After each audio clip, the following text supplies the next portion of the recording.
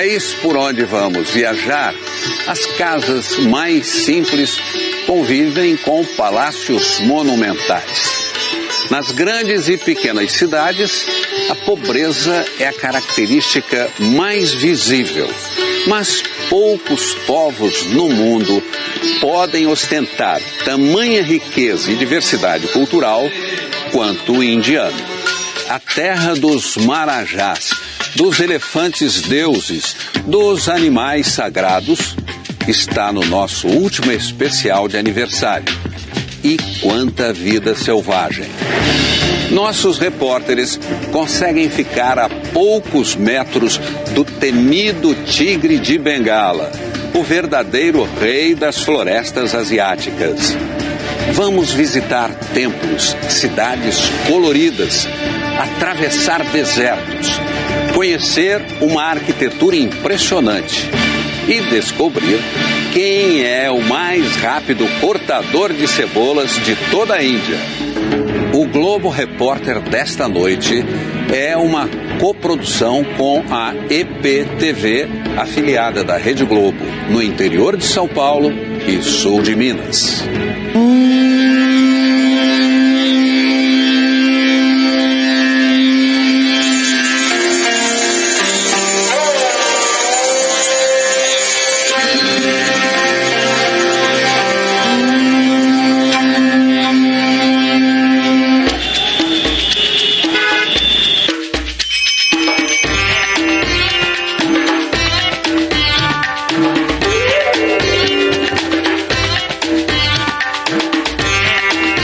Antiga e moderna, pobre e cheia de ostentação, selvagem e superpovoada.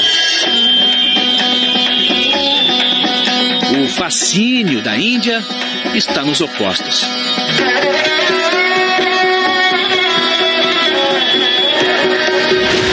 É o segundo país mais populoso do mundo.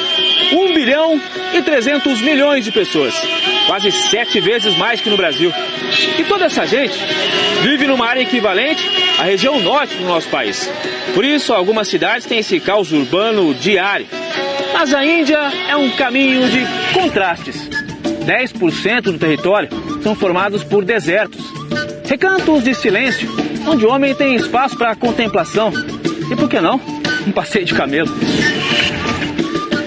Bem-vindo à Índia, o país da diferença, onde a diversidade se multiplica como grãos de areia. O camelo é meio de transporte, na areia e no asfalto. O trânsito das cidades permite carga pesada, mais de 1 tonelada, e o motorista sobe de elevador.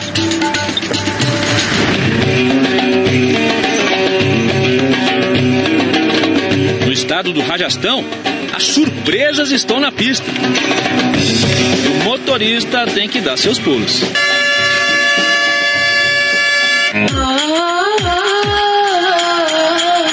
O macaco é uma das divindades da Índia. Hanuman, deus da perspicácia. Por isso os hindus compram bananas e distribuem aos bichos como oferenda. Isso quando os próprios macacos não se servem sozinhos. Espertos e folgados. Se deixar, montam mesmo. As vacas sagradas têm a preferência no trânsito. A Índia contabiliza mais de 300 milhões de deuses. E muitas dessas divindades são animais. Nossa equipe cruzou 3 estados: Rajastão, Delhi e Madhya Pradesh, no centro da Índia, lugar de estradas apertadas. Nosso destino é o Parque Nacional Kanha, um refúgio da vida selvagem. Esse é um monumento à ironia. O arco feito com chifre de cervo lembra o tempo em que essa era uma reserva de caça. Aqui a elite inglesa se divertia matando os animais. Isso até 1972, quando foram criadas as leis de proteção. O Parque Nacional Kanha inspirou o Livro da Selva, do escritor Rudyard Kipling, na história de Mowgli. O menino, criado com lobos, e que enfrentou um terrível vilão, o tigre, que é exatamente atrás desse animal que nós vamos agora, já sabendo que de vilão o tigre não tem nada. Nós é que estamos invadindo o espaço dele.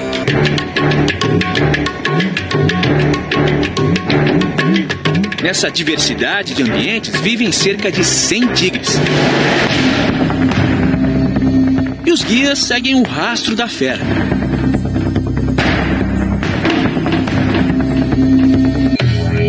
Logo entendemos por que existem tantos felinos. O cardápio de presas tem muitas opções.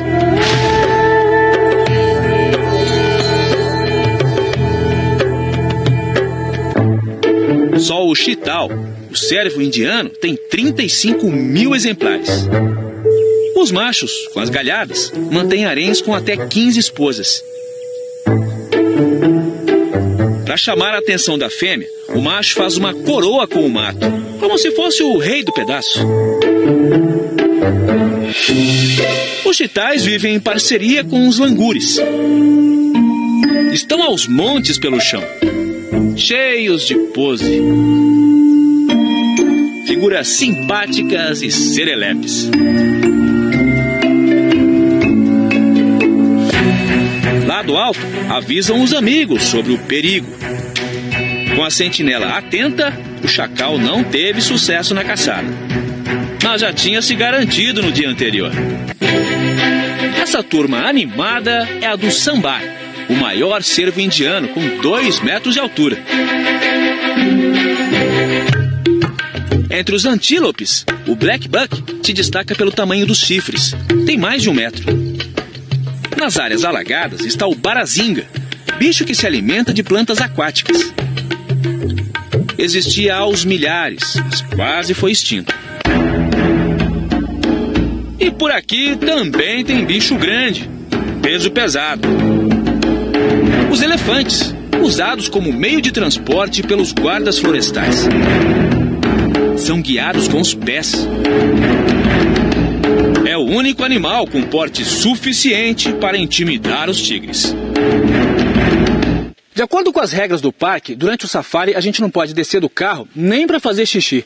São apenas 2 paradas durante o dia, no café da manhã e no almoço. E a gente desce numa área considerada mais segura. O guia já está preparando a refeição aqui, tudo no improviso, em cima do capô. E eles garantem que nesse lugar a gente não corre o risco de virar almoço de tigre. A sobremesa é mais poeira nos 200 quilômetros de estradas do parque. Mas o tigre não facilita a nossa vida. Após um dia inteiro de procura, freada brusca, pertinho de uma fêmea. E pelo jeito ela não gostou.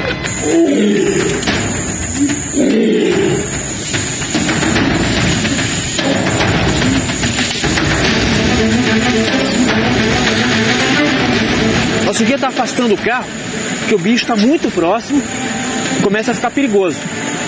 Ele encara a gente e vem mesmo. Finalmente, o tigre está cruzando o nosso caminho. É uma fêmea.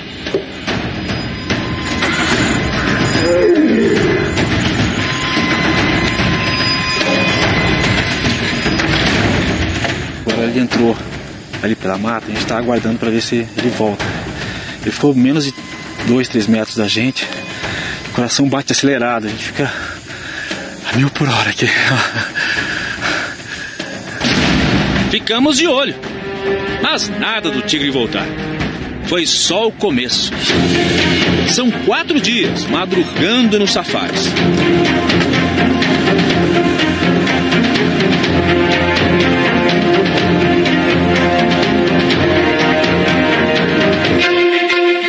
O sol aquece a planície indiana e desperta a vida.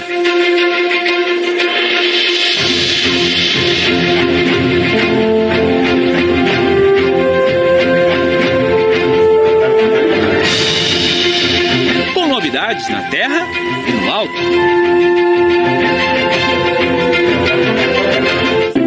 Entre as 300 espécies de aves, a elegância do trongo-rabo de raquete.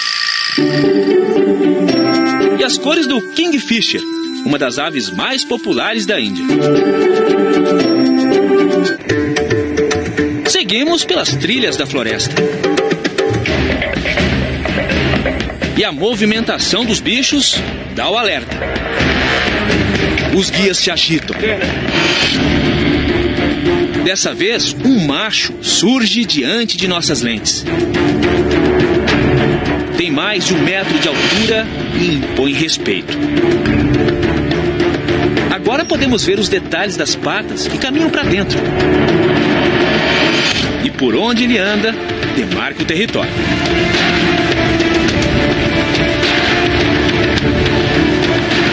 A gente está a poucos metros aqui do tigre, é um macho com mais de 300 quilos.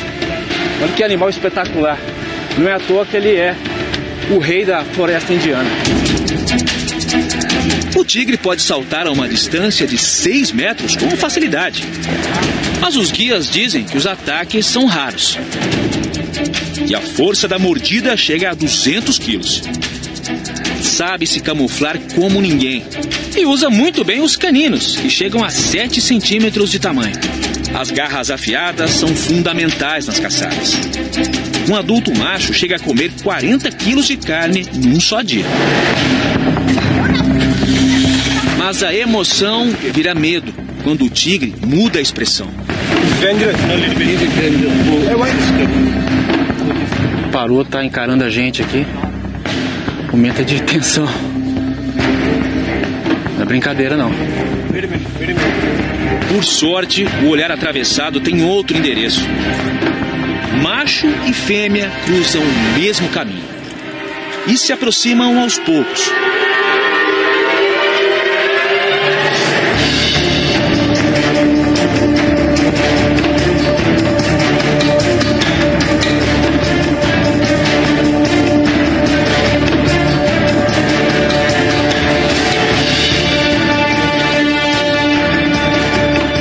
O macho e a fêmea estão se cheirando, se reconhecendo. A gente está em pleno período de acasalamento. Pode ser que dê namoro ali.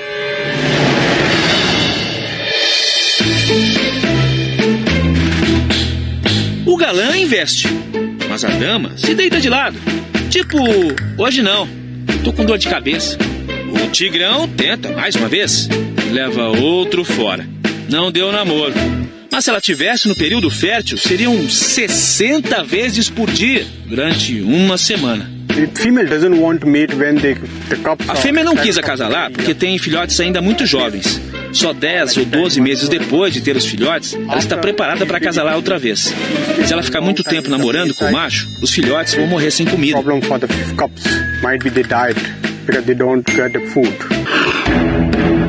A estimativa de tigres na Índia era de 100 mil no século XIX.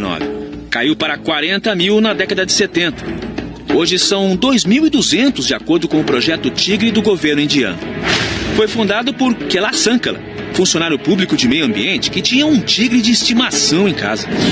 Hoje o neto dele trabalha numa ONG para a conservação dos bichos.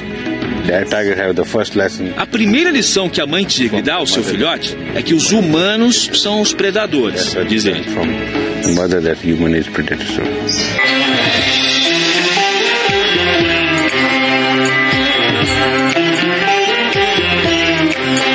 Ao redor do parque cheio de tigres, não existem cercas. E nas pequenas vilas vivem 120 mil pessoas.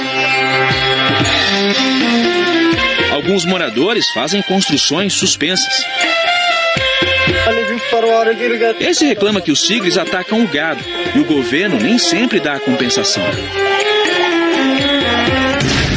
Acidentes envolvendo felinos e humanos nessa região são raros. A manutenção das estradas do parque é feita por mulheres que trabalham na rota dos tigres. Parvati diz que nunca viu o bicho e nem tem medo. Os animais não atacam se não tiverem uma razão, a não ser que você perturbe, chegue muito perto, jogue uma pedra. Se você mantém uma certa distância, não terá problemas. Normalmente, se o tigre aparecer, vai te olhar e mudar o caminho. No país da diferença, homens e bichos tentam conviver em harmonia. cada um defendendo seu espaço.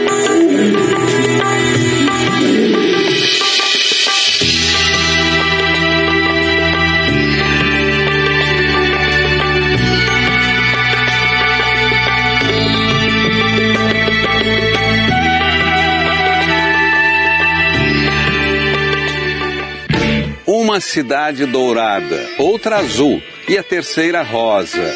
Para chegar às cidades coloridas, vamos atravessar o deserto em lombo de camelo. É daqui a pouco.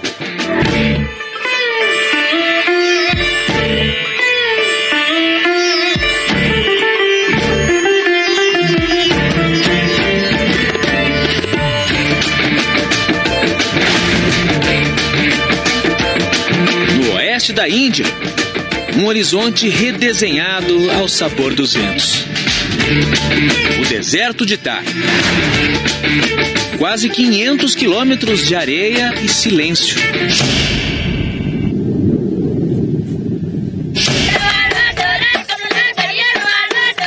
Só quebrado com os filhos do deserto. O povo San, conhecido pelas cores e enfeites. A menina de 7 anos se chama Durga, nome da deusa de vários braços que combate os demônios. Sob a luz do sol e do fogo, as tribos mostram o ritmo e habilidades circenses. A dançarina equilibra 6 vasos na cabeça e com os pés desafia 2 espadas.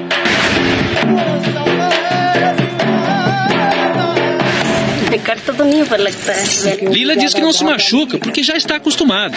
E claro, as lâminas não são afiadas. Na rota do deserto,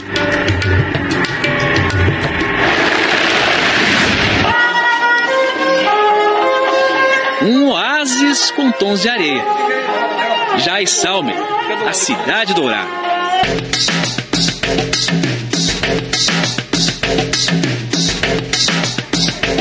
Foi fundada no ano 1156 por um Rajput, um guerreiro, segunda casta mais importante da Índia. Conserva uma arquitetura com ares medievais. Há 9 séculos, Jaisalmer era uma importante rota da seda, mas hoje vive do turismo, graças às construções feitas com arenito dourado, material encontrado em grande quantidade por aqui. Esse é um dos poucos lugares do mundo onde parte da população vive dentro de uma fortaleza, a Gigante de Pedra. No alto da colina, a fortaleza é soberana. Erguida em pedra sobre pedra, a sentinela do templo preserva os canhões, templos e casas onde mora gente como seu nome. O senhor de 67 anos conta que várias gerações da família dele moraram aqui. E como é uma fortaleza, é muito seguro viver nesse lugar. 30% da população de Jaisalmer moram dentro do forte. E as pedras de arenito também viram arte. Davison leva 5 dias para esculpir os trabalhos feitos como na antiguidade. Assim ele ajuda no orçamento da família. O menino de 13 anos fala o Marvari, um dos 400 dialetos da Índia, mas entende um pouquinho de inglês. Congratulations! Daneva! Daneva!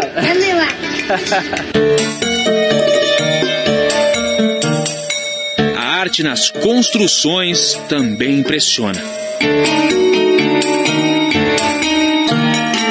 Essa é Patwa Haveli, a casa de comerciantes do século XVIII. É repleta de detalhes inspirados na arquitetura hindu e muçulmana. Em Jaisalmer, até o cemitério é charmoso.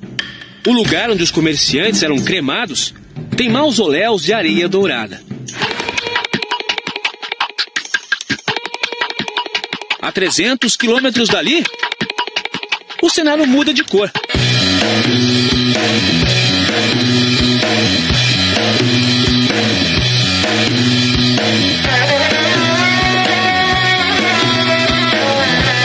Na cidade de Jodhpur, tá tudo azul. Se usa cal e anil para pintar as casas porque nessa região faz muito calor. O cal se usa para refrescar a casa e o anil contra os mosquitos e outros insetos, como um repelente. O azul também identificava a casa de um brahmane, um sacerdote, mais alta categoria na hierarquia das castas. Por isso são comuns os pequenos templos e cerimônias. O sino toca o espírito. Os sacerdotes passam uma mistura de leite, sândalo e ervas na testa. Durante 3 horas seguidas, repetem mantras. Dão iogurte com água do rio Ganges para Shiva, o deus da destruição e da transformação. Gopishkan Joshi explica que o ritual se chama Abhishek, o banho dos deuses. É feito toda segunda-feira. O ponto de encontro de Jodhpur é o Sardar Market, o mercado que lembra um camelódromo. Na praça, a herança do domínio britânico é um cartão postal, mas não é o único. A 120 metros de altura, o Monte Rochoso se confunde com o Forte Mehrangar. Construído durante 4 séculos, tem a dimensão do poder dos Marajás, os antigos reis. É um complexo com vários palácios, tem que andar bastante. Aqui viveram 24 Marajás, cada um com seu estilo preferido de arquitetura. E dessa mistura estão o charme e também a imponência do lugar. O complexo tem arquitetura hindu e mogol, invasores muçulmanos. São vários palácios, onde viviam os Marajás e a família. Com toda a ostentação. Esse ambiente é decorado com 80 quilos de ouro maciço. O guia explica que é o Palácio das Flores, o lugar de entretenimento do Marajá. Aqui as dançarinas faziam apresentações para o rei e os convidados. As rainhas eram proibidas de entrar. O Marajá Takatsin, que viveu no século XVIII, se casou com 30 mulheres e tinha mais 31 concubinas, as extraoficiais. Para decidir quem iria passar a noite nos aposentos do Marajá, as mulheres participavam de jogos como ludo. O dono do harém teve 48 filhos e todos os descendentes viveram no forte. As esposas dos Marajás eram chamadas Maranes. Quase não apareciam em público e eram carregadas por vários homens num transporte fechado, uma das atrações desse museu. De acordo com a tradição, quando o Marajá morria, as Maranes se sacrificavam. No dia do enterro, elas acompanhavam o corpo do marido por esse trajeto que nós estamos fazendo e iam distribuindo as joias que ganhavam. Na cremação do corpo do rei, as esposas se atiravam ao fogo, mas antes deixavam a última recordação, a marca das mãos nessa parede, a prova da fidelidade. Dentro do Forte Amer, mais verde muito bem cuidado, desde os tempos em que o Marajá fazia os passeios.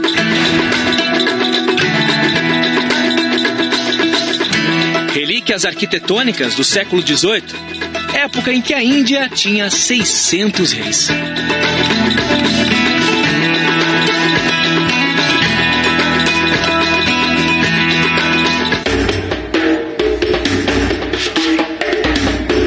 Por toda Jaipur estão os mais conservados palácios da época dos Marajás.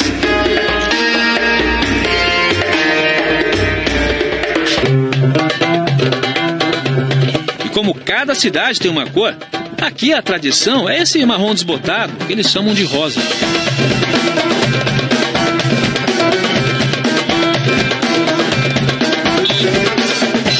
A história desse lugar passa pelo domínio dos Marajás. A cidade rosa ficou assim por determinação do Raja Man Singh.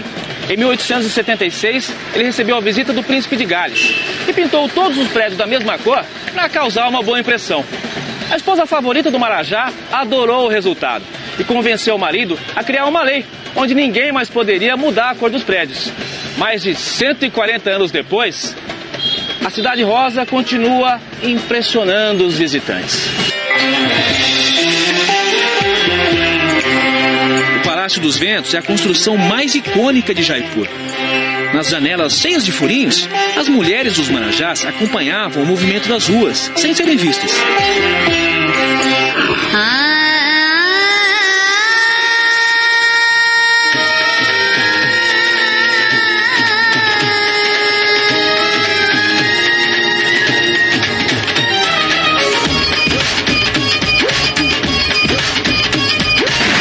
Com um triciclo chamado rickshaw, percorremos essa cidade com 6 milhões de habitantes em um trânsito ensurdecedor. Mal educado é quem não buzina para alertar o outro.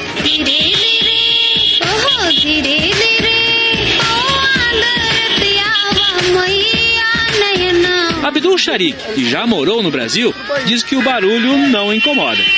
Nós estamos acostumados com isso, né? Como que acostuma com isso? Porque nós nasceu aqui e todo dia nós passeamos na rua e todo mundo buzinando. Quem acelera a economia de Jaipur é a produção de tapetes. Um trabalho artesanal e demorado.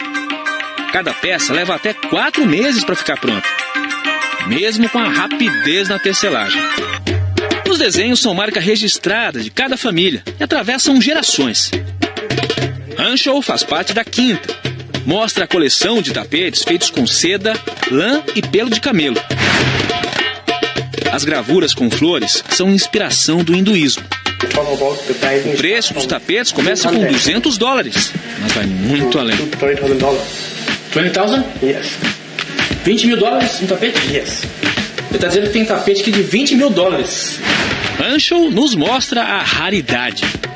Está me dizendo aqui que esse tapete foi feito durante 18 anos por uma única pessoa. Ele é todo trabalhado aqui nos detalhes.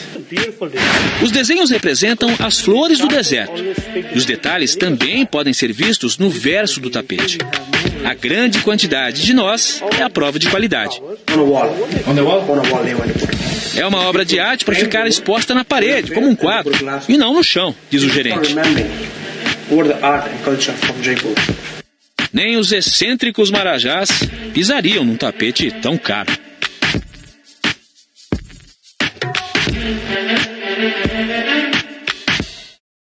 Um povo movido pela fé e o inacreditável recorde do mais rápido cortador de cebolas de toda a Índia.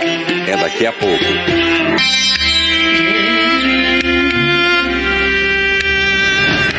A fé move a Índia. Berço do budismo, jainismo, hinduísmo. Religiões ligadas à crença de karma e reencarnação. Mais de 80% da população é hindu, terceira maior religião do mundo. Entre os milhões de deuses, alguns são mais populares, como Gangor. Gangor é a deusa para quem as mulheres solteiras fazem orações pedindo um noivo bonito e bem-sucedido. Quem não conseguiu nada com Santo Antônio no Brasil, pode tentar com ela, né? Quem sabe? A segunda maior religião é a muçulmana. Mesmo após a divisão com o Paquistão, para onde foi a maioria islâmica. A mesquita Jama Masjid, em Nova Delhi, é uma referência. Construída em 1656 pelo imperador mogol Shah Jahan, o mesmo do Taj Mahal, pode receber até 25 mil peregrinos. Só 3% da população indiana é adepta ao cristianismo. Este é o Gurdwara Bangla Sahib, o templo da religião que mais cresce na Índia, o Sikhismo. São 20 milhões de seguidores no país. Para entrar, é preciso cobrir a cabeça, purificar os pés e as mãos. A construção é revestida de mármore, prata e ouro. Mas o alicerce é a fé. Orações e hinos de louvores durante o dia todo. Os seguidores oferecem dinheiro e devoção. Todos veneram o 11º guru do Sikhismo, Granth Sahib. Mas se engana quem acha que é uma pessoa. O guru é um livro escrito por outros mestres. dos ensinamentos da religião e prega a adoração a um único Deus. É reverenciado durante o dia e à noite dorme num espaço que também é sagrado para os Sikhs. Os discípulos são conhecidos pelos turbantes. 8 metros de tecido para esconder os cabelos. Jurra Singh diz que leva de 10 a 15 minutos para colocar o turbante. No sikhismo não se corta o cabelo nem a barba. Bebida alcoólica e cigarros são proibidos. Homens e mulheres usam uma pulseira de prata e o kirpan, uma espada ou punhal. Do lado de fora do templo está o Sarovar, o lago de água sagrada. No século XVII, Delhi enfrentou grandes epidemias de cólera e varíola. E segundo os seguidores do sikhismo, nessa região havia uma fonte, onde quem se banhava ou tomava da água alcançava o milagre da cura. Na década de 70 foi construída essa enorme piscina, que virou o ponto de peregrinação dos devotos. De acordo com a religião, quem se molha aqui lava o corpo e também a alma. Essa família é hindu, mas frequenta o templo Sikh. Dizem que a água é milagrosa e cura. Eu sou hindu, mas também creio nisso. Afinal, o sikhismo nasceu do hinduísmo, diz Angelique. No restaurante Sikh, enormes tachos preparam alimento para mais de 2.000 pessoas, todos os dias. Trabalho feito por voluntários. Como Amar Singh, cortador de cebola mais rápido da Índia. Está me dizendo aqui que ele cortou só hoje 80 quilos de cebola. Também com essa rapidez toda, né? A gente está com o timer aqui para ver quantas cebolas ele corta aqui, em quanto tempo. Tem 1, 2, 3, 4, 5, 6, 7, 8, 9, 10, 11, 12 cebolas. Tem 12 cebolas, vamos ver em quanto tempo ele corta. Vou marcar aqui. Ready? Ok.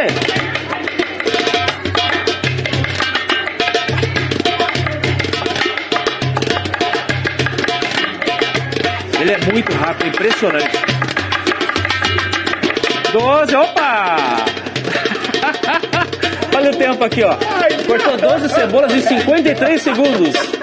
É um fenômeno. Ele tem Singh no sobrenome, como todos os Sikhs. É comerciante, uma vez por semana se dedica à cozinha comunitária, temperando o trabalho com muito bom humor.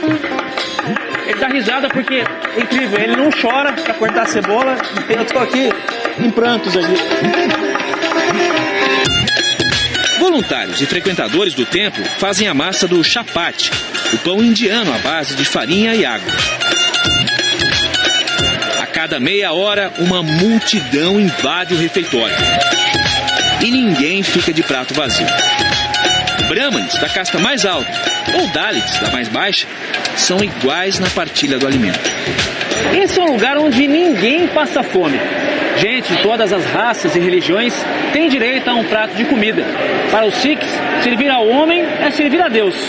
Hoje no cardápio a gente tem aqui feijão com lentilha, batata doce e o chapati, que é o pão sem fermento. E a gente tem que comer exatamente como os indianos, com a mão. O restaurante funciona 24 horas por dia. Gente de outros países também é convidada para o banquete, inclusive do Brasil. Marília veio há 1 ano para a Índia trabalhar com tecnologia e experimentou o sabor da solidariedade. Num país como a Índia é um dos poucos lugares que você vê igualdade. Tem as castas, tem as religiões, tem a diferença de línguas e aqui dentro eles não fazem nenhuma diferença. É um pedacinho de paz assim que a gente tem às vezes.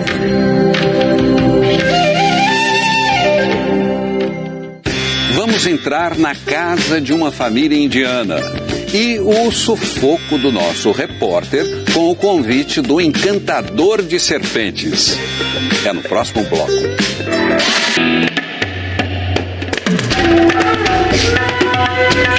Nos últimos anos, a economia cresceu, mas a pobreza não diminuiu na Índia. Saneamento básico e água tratada são um privilégio de uma minoria. 70% da população vivem em áreas rurais pobres, algumas com técnicas rudimentares de agricultura. Nessa casa do povo Gondi, em Madhya Pradesh, moram 8 pessoas. Nas panelas, só lentilha e arroz doado pelo governo.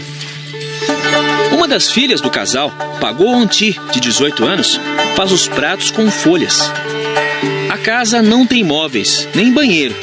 As crianças dormem no chão e nunca foram à escola. Já nessa vila do Rajastão, escola existe, mas não com sala para todo mundo. Antes da aula, 30 minutos de orações. Sempre descalços. No solo sagrado da escola, chinelos não entram. Nessa classe da 7ª série, nenhum aluno tinha faltado. Em outra escola, educação física em pleno sábado. Aula de cricket, o esporte nacional. Quem já brincou de bets não vai fazer feio.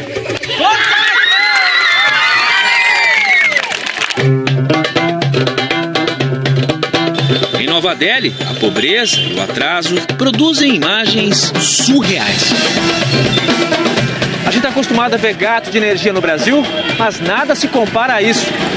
O emaranhado de fios é tão grande que virou uma atração turística. É difícil saber aqui o que é mais confuso, a fiação ou o trânsito. Estamos na região do Chandni Shop, o maior mercado de especiarias da Ásia. Cores, sabores e aromas com trilha sonora. O cheiro forte das pimentas provoca um festival de tosse. Até os comerciantes se protegem. O mercado também tem prestação de serviço. No meio da rua, eles fazem barba, cabelo e ouvido. Os limpadores são tão antigos quanto a Índia. No meio desse trânsito insano, a multidão frenética, encontramos um indiano que tenta traduzir essa loucura em português. É normal pra gente. É um caos tranquilo, sabe? Um caos tranquilo, onde todo mundo segue a vida, ninguém liga no outro, ninguém perturba o outro, todo mundo sabe o que tá rolando. É o nosso país. Yash jogou futsal no Brasil e na Índia, ao lado de Falcão e Ronaldinho Gaúcho. Ele nos leva até a casa dele, em Gurgaon, na Grande Delhi. Namastê! Já recebi as boas-vindas aqui. Meu pai, Seu pai? minha mãe, a minha irmã, a amiga da minha irmã. E alguém fala português aqui? Ninguém fala português. Só eu. Só você. O pai de Yash mostra o templo na sala e me convida a fazer um ritual. Ele diz que é preciso girar a vela com flores no sentido horário e tocar o sino ao mesmo tempo.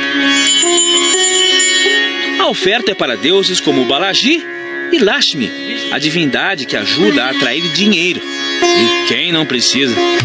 A mãe de Yash abre uma gaveta com centenas de massalas, mistura de especiarias, com cúrcuma, cominho e outras variedades. Ela faz um tempero caseiro à base de coentro, pimenta e menta e capricha nos pratos. A gente tem mix de legumes, vegetais aqui. Isso aqui é quiabo. Isso aqui é nosso feijão indiano com molho diferente e masala por cima também. O iogurte nosso indiano. Isso aqui é mais famoso, mais favorito de nós. Isso aqui é butter chicken, que é frango feito com molho e manteiga também. Um típico jantar indiano, mas cada um come do jeito que está acostumado. A Índia é como uma grande massala, uma grande mistura. Uma grande masala de tudo. Eu amo aqui, eu amo. É o meu país, eu amo. É meu país, eu nasci aqui, eu sou daqui. Mas eu gosto do Brasil bastante,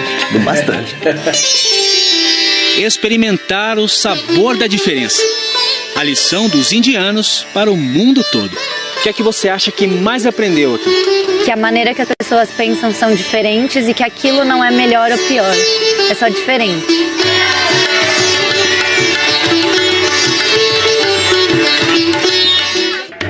Vida de repórter, vocês sabem, pode ser fascinante, mas nem sempre é fácil. Paulo, qual foi o momento mais complicado que você enfrentou nessa viagem à Índia? Foi diante do tigre? Olha, Sérgio, o encontro com o tigre, sem dúvida, foi tenso. Porque vocês viram ali, o carro era baixinho Então, todo momento que a gente via o tigre, a gente ficava realmente receoso, com medo. Um misto ali de emoção, adrenalina. Agora, sufoco mesmo, a gente passou com outro bicho, uma cobra. Foi quando o encantador de serpentes fez uma surpresinha daquelas. Vamos ver? Eles retiram o veneno e as presas da naja. E por trás do hipnotismo está a vibração do som que atrai o bicho. Ele está dizendo que vai colocar agora no meu pescoço. Meu Deus do céu. Nossa. Que medo. Nossa. Jamais imaginei que ia viver uma situação dessa. Ainda bem que ela tá olhando pra lá, né? Ok? Vou tirar essa cobra aqui. Não vou facilitar, não. Que alívio. Por hoje é só. Vamos marcar nosso encontro para a próxima semana. Até lá.